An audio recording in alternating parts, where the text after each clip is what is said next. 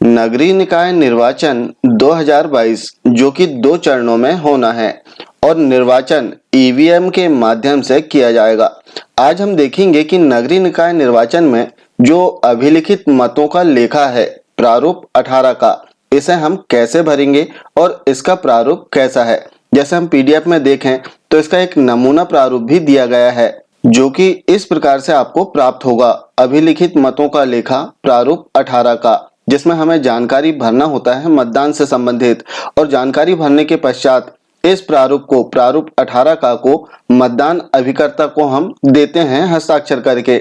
साथ ही देने के पश्चात हम इसकी पावती भी लेते हैं अभिलिखित मतों के लेखा की पावती में। जैसे हम दोनों ही प्रपत्रों को जूम करके देखते हैं और इसके पश्चात हम देखेंगे कि इस प्रपत्र को हमें कैसे भरना है। सबसे पहले हम देखते हैं अभिलिखित मतों का लेखा प्रारूप 18 का, जिसमें हमें अपने मतदान केंद्र से संबंधित जानकारियों को दर्ज करना होता है।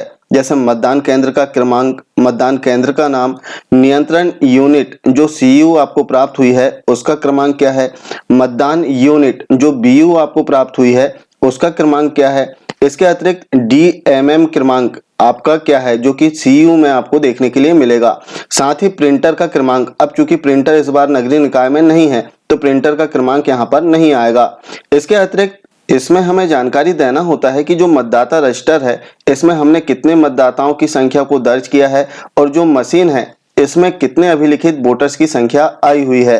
अब यदि मशीन और जो मतदाता रजिस्टर है दोनों में संख्या सेम है तब नीचे आपको जानकारी दर्ज नहीं करना होगा, और यदि इसमें अंतर है तब नीचे जो है इसमें जानकारी आपको दर्ज करना होगा। जैसे आप देख सकते हैं नियम 63 के अधीन मतदान करने के लिए अनुज्ञात न किए गए मतदाताओं की संख्या, यदि ऐसे मतदाता हों तो यहाँ पर इनकी जानकारी दर्ज करना है, और इसके पश्चात मतदान न करने का विनिश्चय करने वाले मतदाताओं की संख्या, यदि इस प्रकार के मतदाता हों तो इसकी जानकारी यहाँ पर दर्ज करना है।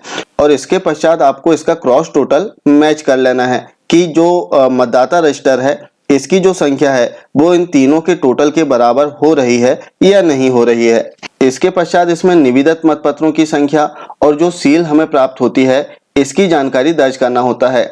इस प्रकार से अभिलिखित मतों का जो लेखा है प्रारूप 18 का, इसमें जानकारी दर्ज कर देने के उपरांत इस प्रारूप को हम मतदान अभिकर्ता को देते हैं। साथ ही इसमें हमें मतदान अभिकर्ता के हस्ताक्षर भी कराना होता है।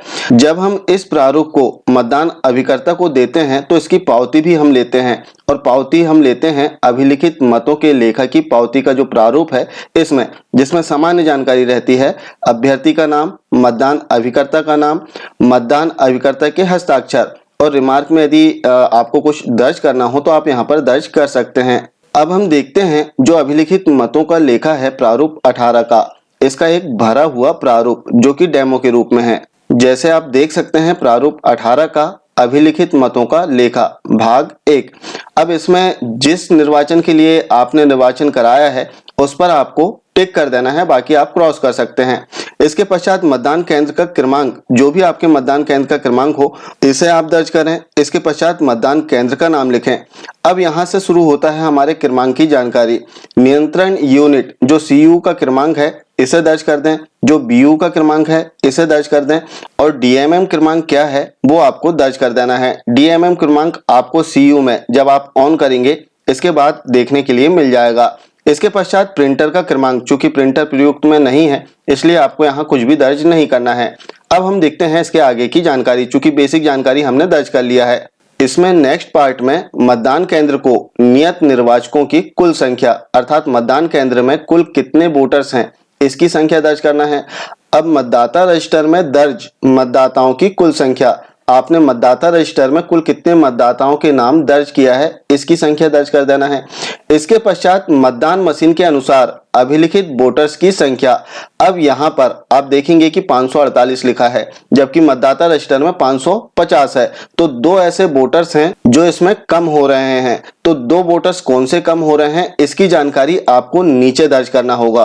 और यदि यहाँ पर 550 ही आता, जो मशीन के अनुसार अभिलिखित वोटर्स की संख्या है वो 550 ही है, और जो मतदाता रजिस्टर है इसमें भी हमने 550 वोटर्स को अंकित किया है, तो दोनों सेम रहते, तब ऐसी कंडीशन में आपको नीचे जानकारी दर्ज नहीं करना है। क्योंकि यहाँ पर दो वोटर्स कम हैं तो इसकी जानकारी हमें नीचे देना होगा। अब दो वोटर्स कौन कौन से कम हैं, तो इसमें आप देख सकते हैं नियम 63 के अधीन मतदान करने के लिए अनुज्ञात न किए गए मतदाताओं की संख्या 1 है, तब यहाँ पर 1 दर्ज कर दिया गया। इसके पश्चात मतदान न करने का विनिश्चय करने वाले मतदाताओं की संख्या वो भी यहाँ पर 1 है। अब यहाँ पर यदि आप टोटल करेंगे तो 548 और 2 इसमें जोड़ेंगे तो 550, जो कि मतदाता रजिस्टर में अंकित मतदाताओं की जो संख्या है इसके बराबर हो जाएगी। अब हम देखते हैं इसमें नेक्स्ट पार्ट, जिसमें हमें जानकारी दर्ज करना है।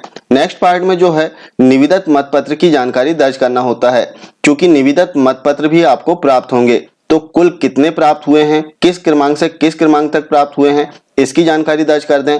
अब यदि आपने उपयोग में लिया है तब मतदाताओं को जारी की गई संख्या, कितनी संख्या आपने जारी किया है वो आप दर्ज करें।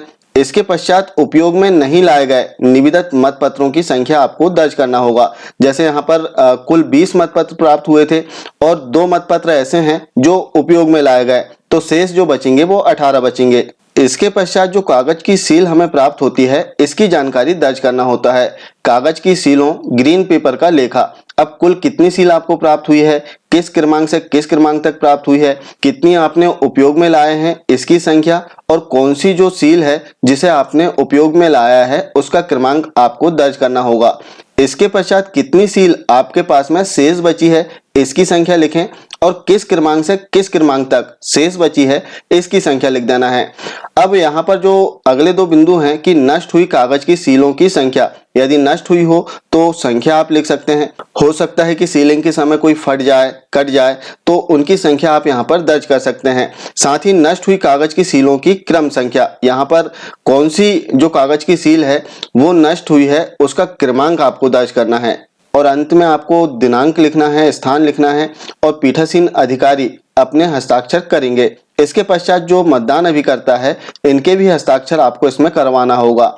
जब आपने अभिलिखित मतों का लेखा प्रारूप 18 का पूरी तरह से भर लिया, अब इसके पश्चात आपको इसे मतदान अभिकर्ता को देना होगा और इसकी पावती आप लेंगे। तो इस प्रकार जो अभिलिखित मतों का लेखा है प्रारूप 18 का नगरीय निकाय निर्वाचन के लिए, इसे आप बहुत ही आसानी से फिल कर सकते हैं।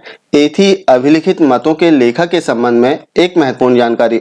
आशा है जानकारी आपको अच्छी लगी होगी। मिलते हैं कुछ इसी प्रकार की जानकारी के साथ में अगले वीडियो में। तब तक के लिए जय हिंद।